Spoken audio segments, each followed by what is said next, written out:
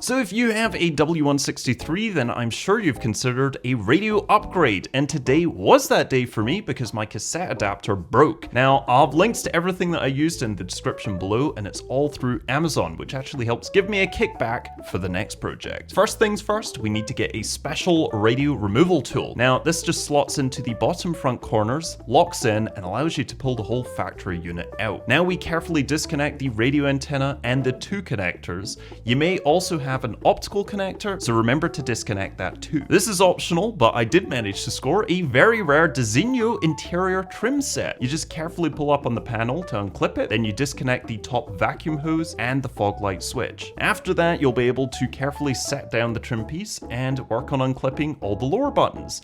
Now, the key here is to just be patient, because remember, these plastic parts are over 25 years old, so they're pretty brittle. Now we remove the buttons from the trim piece and transfer it over to the Designo piece.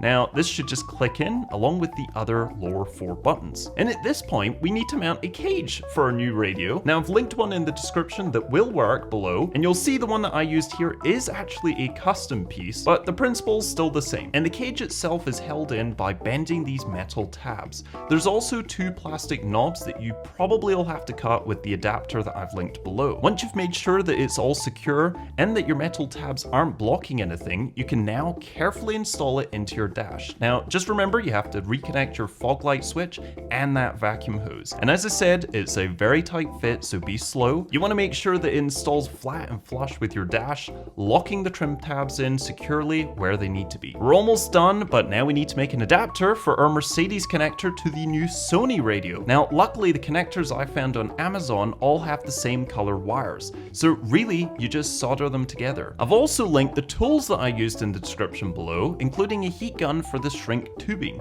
If you don't have any of these tools already, they really are worth having in your toolkit for any future projects. And now we just plug in our custom adapter. We'll also need an adapter though for the radio antenna, which I've also linked below. Finally, it's time for our radio. This is the Sony AX1500, which is the last Sony Android Auto Apple CarPlay touchscreen radio that actually had a physical volume knob. And that's really it. You just plug in the radio antenna and your wiring harness. Now, your adapter won't have these four screws that kind of lock the radio into the dash. Instead, the mounting hardware I linked below just clicks in place with the tools that they provide. So what do we think? Well, I would say is a massive upgrade over what we had before, and it still looks factory clean. Now, another nice thing is that it even allows you to add a rear backup camera later if you ever wanted to, and a proper microphone for hands-free. So if you want that, plus a special 90-degree cable which keeps things nice and flush, I will have those linked down below. And lastly, something worth noting is that the Mercedes connector doesn't actually provide a constant power the way it's wired.